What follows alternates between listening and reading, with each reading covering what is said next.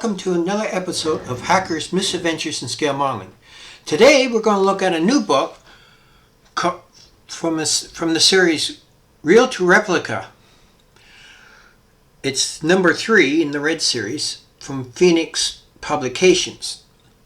Now this particular book, I've always been interested in wild weasels.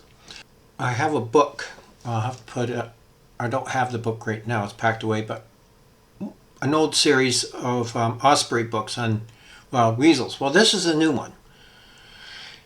And it caught my eye because of my interest. I got my interest in wild weasels when I first got the Monogram 1/72 scale of the F-105G thud as a wild weasel. And I've been hooked ever since.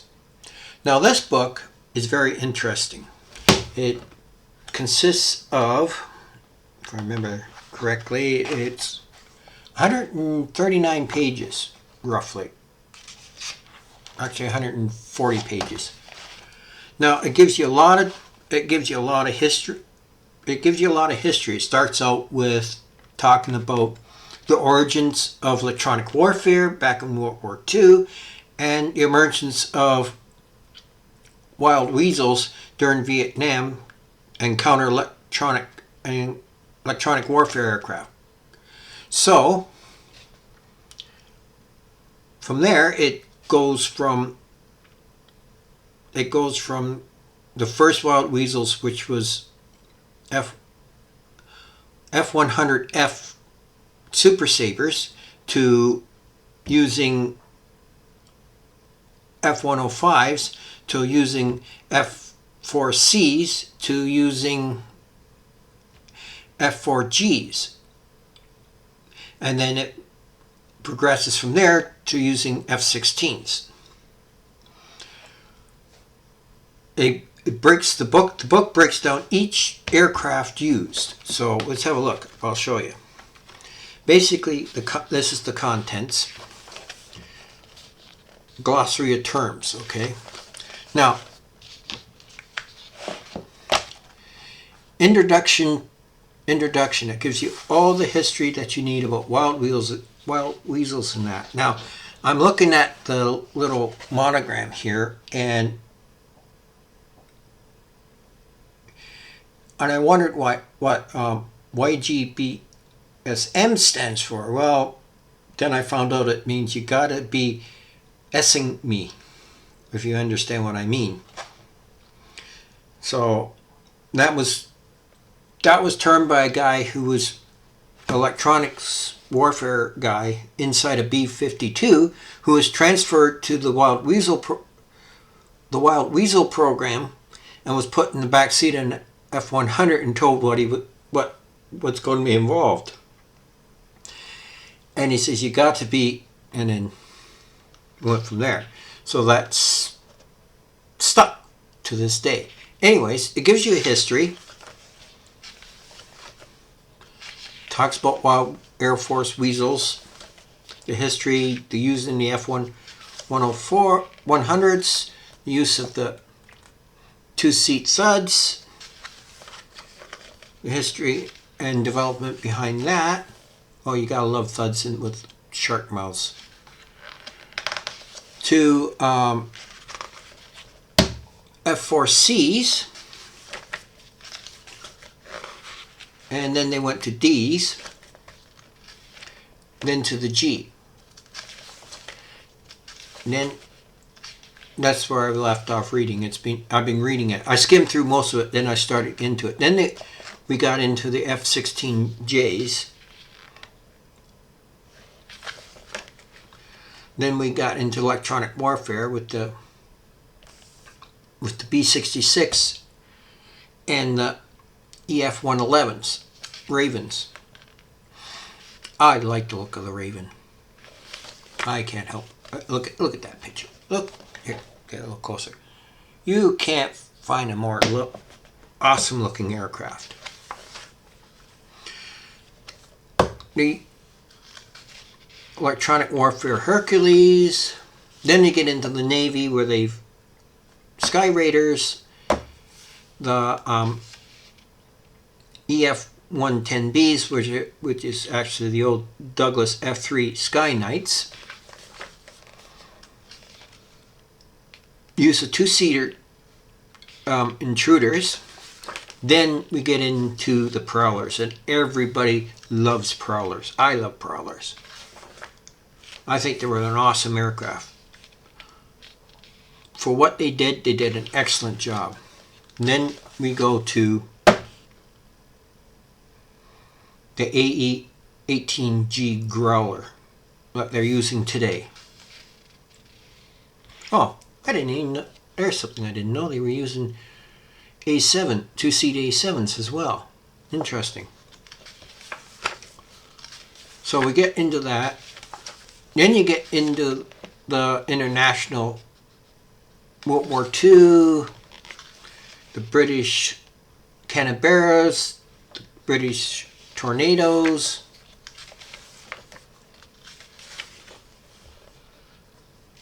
Then we get color profiles. And you go through there and I like that. This I like. Never seen it. I didn't realize it was. I've seen pictures of it. This I like. I forgot they used A1s. Our thuds. Our ravens. Our F4s. They just didn't give me a picture. No, they don't have the F100, but it gives you history of the F100. They didn't use radar-seeking missiles because they weren't developed. They basically found where the radar sites and the missile sites were, and then they would physically attack them. So they would be in a Southeast Asian scheme anyways. We get pictures of actual aircraft, walk-arounds. I love the G's in the gray scheme. I'm pretty sure there was one of these lost during Desert Storm. I built the model in 72nd scale, but I can't remember the markings, so I have to look it up. Growlers. Electronic warfare tornadoes.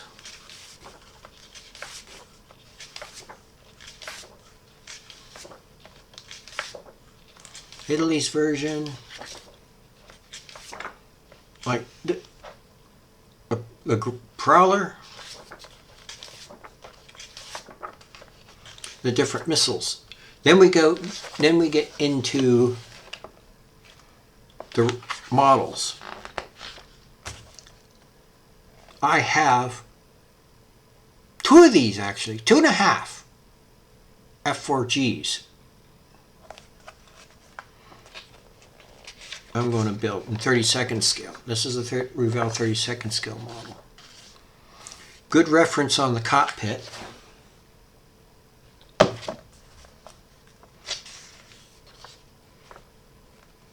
Now this is the 48th scale Hasegawa kit. Renee. Ah, okay, I know Renee. I talked to him on Facebook.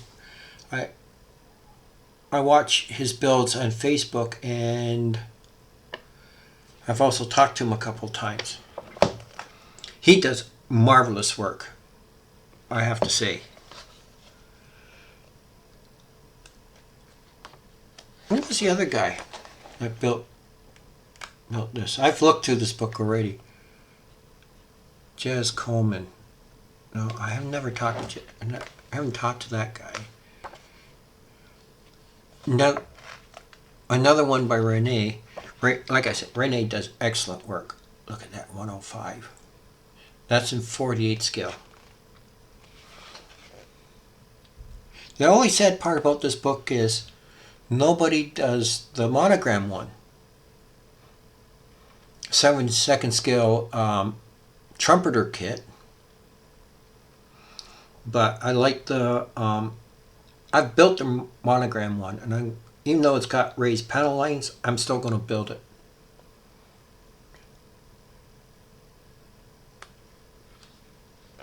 This helps with the paint schemes. 48th Kinetic Prowler. Now, this is a very accurate kit. I've seen people build this kit, and it comes out really nice. And the fit's quite excellent in a lot of places.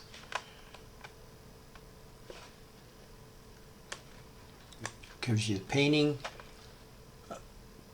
The Tamiya F-16CJ,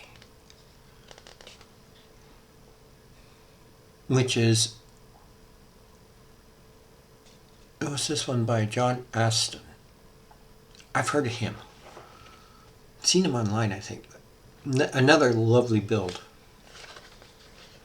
Gives you all the details and stuff. I like the way he's highlighted individual panels on the fuselage.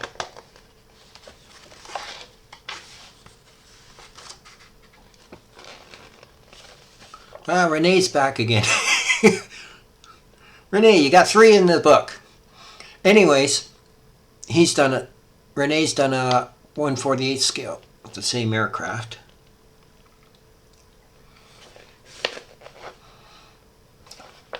I like Renee's work. And that's the end. I have to see what the other, I'm going to have to check to see what the other 2 previous books were.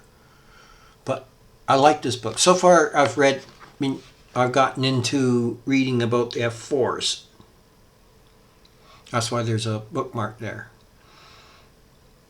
And I read it, reading it because I'm interested, and so I get a better idea. Like, I picked up a lot of information out of this book that I didn't know before.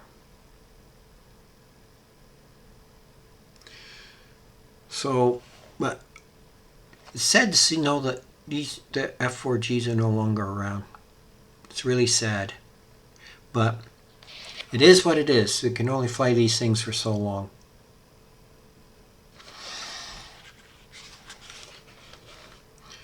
I would personally, I like Phantoms. If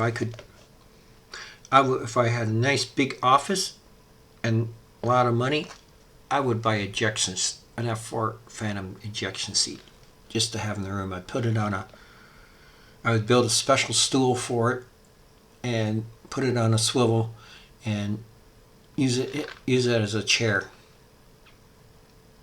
if I could. But anyways, maybe I make one out of wood, make it look good. But anyways, and that's it. So far, reading what I've read so far, it's a very informative book. A lot of historical data, a lot of talking about the history, the equipment put in it, the development of the missiles, and the builds in the back. So I like the book. I would highly recommend it, and I'd go get one. Well, I did. It cost me roughly 28 pounds. I forget how much that is in Canadian. Let me check here. I can make a quick check and tell you.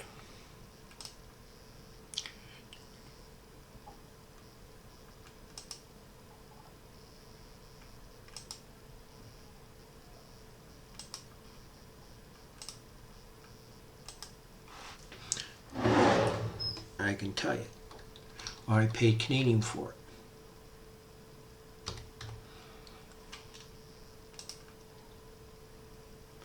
I paid $44 Canadian for it, which is not a bad price for a book, especially with the quality of this book and the content in that. So, well, I hope you enjoyed this, and I plan to do a couple more books I got recently, and You have a nice day and hope you enjoyed this video. And remember, every build's an adventure, so go make it awesome. Good day.